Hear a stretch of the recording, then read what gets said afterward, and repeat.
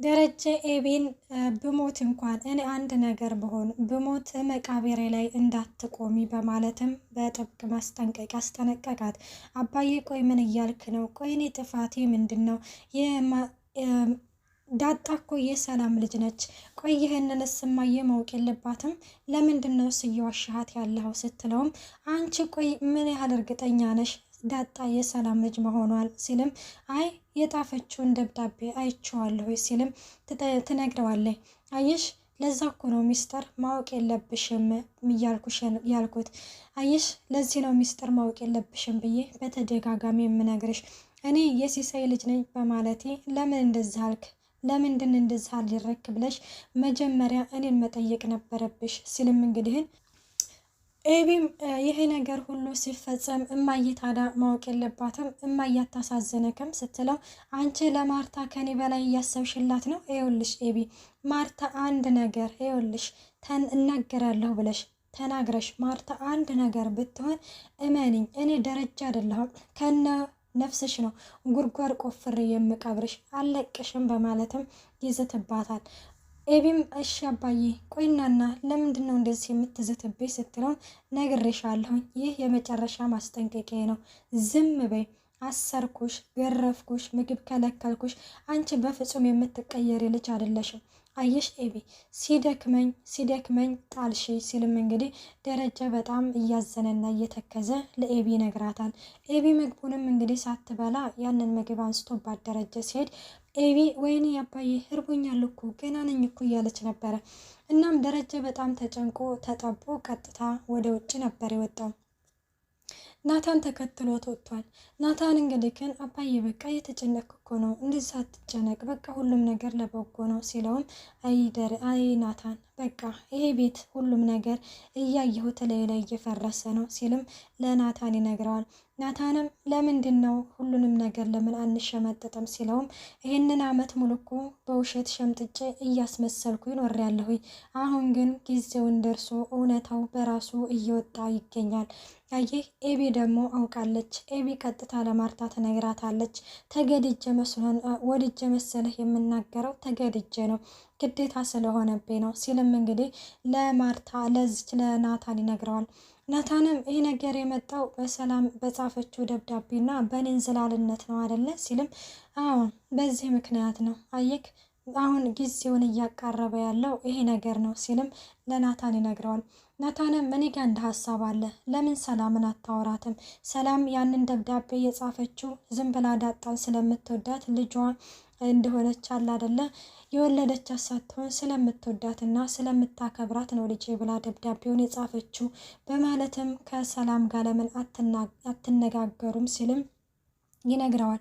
ደረጀም ይሄ ሀሳብ እውነት የሚያሳምናት ይመስልሃል ማርታን? ሲልም አዎ አባዬ እመነኝ ይሄ ሀሳብ ያሳምናታል።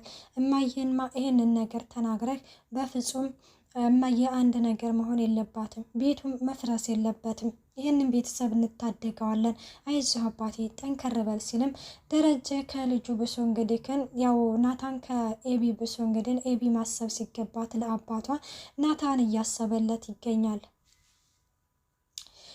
ደረጀም እሺ በቃ በማለትም በዛ ሀሳብ ይስማማሉ። እናም ማርታ ደውላ ነበረ። እሺ ልደውልላት ይባባልና እሺ በቃ ናታን አንተም ሄድ እኔም ለማርታ ልደውልላት እያለም ደረጀ እንግዲህ አገር አማን ብሎ ተቀምጧል። ሰላም ጤና ይስጥልኝ ውድና የተከበራችሁ የቻናል ቤተሰብ እንዴት ናችሁ? ደህና ናችሁን? ያለው እግዚአብሔር ይመስገን።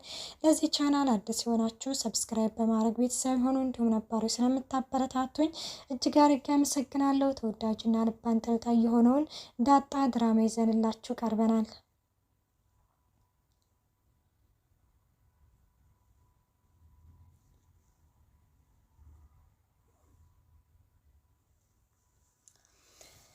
ማርታ ወደ ውጭ ወጥታ ነበርና በምትመለስበት ጊዜ አሁንም ኤቢ መጮኋን አላቆመችም። በጣም እየጮኸች ነበረ። እማዬ እየሰማሽ ነው? እማዬ እየሰማሽ ነው ስትለው ወይኔ ይች ልጅ ብላ ቀጥታ ማርታ ወደ ኤቢ ጋር ትሄዳለች። ወደ ኤቢ ጋር በሄደችበት ጊዜ እማዬ ለብቻሽ ነሽ ስትላትም አሁን ለብቻዬ ነኝ፣ ይኸውልሽ የምነግርሽ ነገር አለኝ፣ ስለ ዳጣ ነው። አባዬ እየዋሸሽ ነው እማዬ ስትልም ምንድነው የዋሸኝ? ኤቢ ተናገሪ፣ መናገር የፈለግሽውን ነገር ተናገሪ። ከእለት እለት አባዬ እየዋሸሽ ነው ባልሽ ቁጥር እኔን እያሳመምሽ ነው። ምንድነው መናገር የፈለግሽው ነገር? ምንድነው አባትሽ ዋሸ ስትልም ይኸውልሽ እየሰማሽ ነው፣ አባዬ ዝቶብኛል። አባዬ ትንፍሽ ብቴ እገልሻለሁ ብሎኛል። ስለምንድን መግደልና ስለምንድን ማዛት ነው የምታወሪው? ንገሪ ስትላትም ዳጣ የሰላም ልጅ ነች፣ ዳጣ እየዋሸሽ ነው፣ ዳጣ የሰላም ልጅ ነች እንጂ የጓደኛው ልጅ አይደለችም ስትልም ነገሩን ፈረጥ አድርጋ ትነግራታለች። ማርታ ይሄንን ነገር ማመን ያቃታት። እናም ኤቤን ረችን ዳጣን ራሱ ጠይቃት ነበረ። ዳጣን ስትጠይቃት ወደ ናታን ክፍል እንግዲህ እንዳያችሁት ሄዳ ዳጣን ሁሉንም ነገር ጠይቃት አለሁ ስትልም ወደ ዳጣ ክፍል ስትሄድ ዳጣ የለችም ነበረ። ቀጥታ ወደ ናታን ክፍል ስትሄድ እንግዲህ ናታን ክፍል ታገኛታለች። ናታን ክፍል ስትሄድ ምን እየሰራሽ ነው እዚህ ስትላትም ወይኔ ምን አባ ፈልገህ ነው አንተ የጠራኝ? ይሄ ናታን እኮ ነው፣ ለአንድ ደቂቃ ፈልግሻለሁ ብሎኝ ምናምን ትትም በጣም ስትርበተበት ነበረ። እናም እና ታዲያ ለምን ፈልገህ ነው ስትለው ናታንም ውሃ አምጪልኝ ብሎ ብያት ሲልም እና ታዲያ የታለ ውሃ ስትል ጠጣው ሸን ነው በማለትም ዳጣም በጣም በቅብዥርዥር እያለች በጣም በድንጋጤ እንትን እያለች ነበረ። እናም ዳጣ እንግዲህ ግን መጀመሪያውኑ ወደ ኤቢ ክፍል ማርታ ስትገባ በጣም ተጠራጥራ ነበረ። በቃ እማዬ ሁሉንም ነገር አወቀች ማለት ነው፣ በቃ ሁሉንም ነገር ነገረቻት ማለት ነው እያለችም በጣም እየተጨነቀች ነበረ። ናታንም ሊያረጋጋት ሞክሯል። በቃ ምንም ነገር አትጨነቂ፣ ምንም ነገር አይፈጠርም በማለትም እንትን ብላለች። በባለፈው ክፍል እንዳያችሁት ዳጣ እንግዲህ ኤቢ የሆነ ነገር ስለነገረቻት እንዲሁም ደግሞ ስለ ደብዳቤው አንዳንድ ነገሮችን ስለነገረች ኤቢ ሁሉንም ነገር አውቃለች። ስለዚህም ኤቢ እኔ አባዬ ልጅ እንደሆንኩኝ አውቃለች እያለች ለናታን ስትነግረው ናታን ሁሉንም ነገር ደግሞ ስለሚያውቅ ምንም የምታውቀው ነገር የለም፣ እኔ 100% የምነግርሽ ነገር ቢኖር ዳጣም ይች ኤቢ ምንም የምታውቀው ነገር የለም፣ አውቃለች ብለሽ የማይሆን ነገር ዘባርቀሽ እንትን እንዳትይ፣ ምንም ነገር ሄደሽ ክፍሏ ራሱ ብትሄጂ ምንም ነገር እንዳትጠይቂያት። አንቺ ያባዬ ልጅ እንደሆንሽ አታውቅም፣ ያጓደኛው ልጅ እንዳልሆንሽ ልታቅሽ ትችላለች፣ ግን አንቺ ያባዬ ልጅ እንዳልሆንሽ ግን በፍጹም አታውቅም ሲልም ናታንም ይነግራታል። እና ታዲያ ምንድነው እዛ ወረቀት ላይ የተጻፈው? ለምንድነው አንተስ የማትነግሬ ስትለው ናታንም ይህንን ነገር በፍጹም ልነግርሽ አልችልም ስትልም ይነግራታል። ማርታ በዚህ ጊዜ ኤቢን ዳጣን እንግዲህ ከን እና ይፈልግሻለሁ ስትላትም እጇን አንጠልጥላ ወደ ክፍሏ ይዛ ትሄዳለች። ወደ ክፍሏ ይዛ ሄዳ ቆይና ምን እየተፈጠረ ነው ስትልም ተቀመጭ ብላ በጣም ኩሽትር ባለ ድምፅ ምንድነው እማዬ ስትልም ተቀመጭ ትላታለች። ቆይ ምንድነው እዚህ ቤት የተፈጠረ ያለው?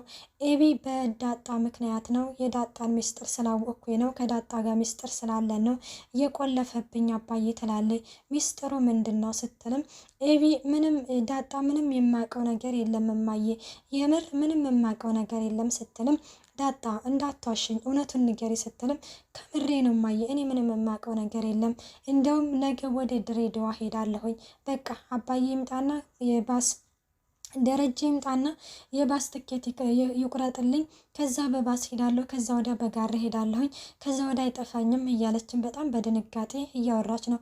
ምንድነው የምዘባረቂው ዳጣ ስትላትም አሁን እማዬ ኡፍ መሄድ አለብኝ፣ በቃ ሄዳለሁኝ እና ይህን ነው የምትሄጂው ስትላትም አባቴ ጋር ነው ሲሳይ ጋር እሄዳለሁ ስትልም ደረጃ በዚህ ጊዜ በሩን ከፍቶ ይገባል። ቆይናና ማርታ ለምንድን ነው ልጅቷን የምታስጨንቂያት ሲላትም እናንተ ናችሁ እንጂ የምታስጨንቁኝ፣ ተጨንቃችሁ የምታስጨንቁኝ እናንተ ናችሁ እንጂ እኔ ምን ብዬ ነው የማስጨንቀው? አንተ እዚህ ትጨንቃለህ፣ እዛ ደግሞ የዳጣ ሚስጥር ስላወቅኩኝ ነው የተቆለፈብኝ ትላለች። ቆይናና ምንድን ነው ችግራችሁ በማለትም ማርታም በጣም እንግዲህ አሁን ላይ ተስፋ ቆርጣለች። በቃ በውስጧ የምታስበውን ነገር አውጥታ ለመናገር ትንሽ እየቀራት ነው። እና ውስጤ ለምንድን ነው የማይሆን ነገር እንድጠራጠር እያደረጋችሁ እንደዚህ የምታደርጉኝ? ምን እየተካሄደ ነው? ቤቴ ውስጥ ምን እየተፈጠረ ነው ስትልም ምንም የተፈጠረ ነገር የለም አልኩሽ እኮ ማርታ። ቆይ አሁን የኤቢን ወሬ ይዘሽ ነው እንደዚህ የምትጨነቂው? የኤቢን ወሬ ይዘሽ መጥተሽ ነው እንደዚህ ልጅቷ ላይ የምትጮሂበት ሲልም ኤቢም ዳች ሰላምም እንግዲህ ማርታም ትቀመጥና ድክም ባላት ድምፅ በቃ ይዘህልኝ ውጣ ትላለች። ማንን? ዳጣን። ደረጀም ነይ እንውጣ ብሎ ዳጣን ይዟት ይወጣል። እናም ሌላው ደግሞ ምጥንና ውሃ ናቸው። ምጥንና ውሃ ወደ ኤቢ ጋር መጥተው በሩን ለመክፈት ኤቢ የኔ ውድ እህት ምጥን እኮ ልታይሽ መታለች፣ ግን አንቺ አትታያትም ትላታለች። ይኸውልሽ ውሃዬ የኔ ውድ እህት ሂዱና ቢላ አምጡና በሩን ክፈቱልኝ፣ ይኸውልሽ እዚህ ከሆንኩኝ አባዬ ይገለኛል፣ አባዬ ሊገለኝ ነው ስትልም ኬክ ትጋብዥናለሽ ይሏታል። እነሱም አውዲ እንጋብዝሻለሁኝ በቢላ አምጡና ክፈቱልኝና እጋብዛችኋለሁ ስትልም እነሱም በኬክና በእርጎ ይደራደሩምና ቢላ አምጥተው በሩን ለመክፈት እየተጣጣሩ ነበረ። አባዬ ቤተሰቦችሽ የሉም እንዳይቆጣሽ አባትሽ ስትላትም እንዴ ለምንድን ነው የሚቆጡኝ? አባዬ ይወደኛል፣ በዛ ላይ ደግሞ ኤቢ እኮ እህቴ ነች፣ ስለዚህ ለምንድን ነው የሚቆጡኝ? እያሉም ለመክፈትም ቢታገሉም በሩ ሊከፈትላቸው አልቻለም። እናም በስር ቢላውን በስር ክተቱልኝ ስትልም በስርም ለመክተትም እየሞከሩ ነበረ። ግን በፍጹም በሩም ሊከፈትም ሆነ በሩም በፍጹም እንትን ሊል አልቻለም። እና በዚሁ ጊዜ ነበረ እንግዲህን ምንድነው የተደረገው? ያው ሞክረዋል፣ ጎበዞ ናቸው በነገራችን ላይ እሷን ለማስፈታት እንግዲህን ያላደረጉት ጥረት የለም። እና እንደዛ ቢያደርጉም እንግዲህን ለሀሳባቸው ላይ አልተሳካላቸውም። እና ይኸውልሽ እየተከፈተልኝ አይደለም፣ ግን አንቺ ምን አድርግሽ ነው እየተዘጋብሽ እያሏት ነበረ። እናንተ ወሬውን ትታችሁ ለምንድን ነው በሩን የማትከፍቱልኝ ስትልም የምር እየተከፈተልን አይደለም ይሏታል። ውዶቼ እንግዲህም ማርታ እውነታውን አውቃለች። ኤቢ በትንሹ ቢሆንም ስለ ዳጣ እናትነት ነግራታለች። ውዶች እንግዲህ ምን ይፈጠራል የሚለውን ደግሞ በቀጣይ ፓርት እንመጣለን። እስከዛው መልካም ቆይታ። ባይ ባይ።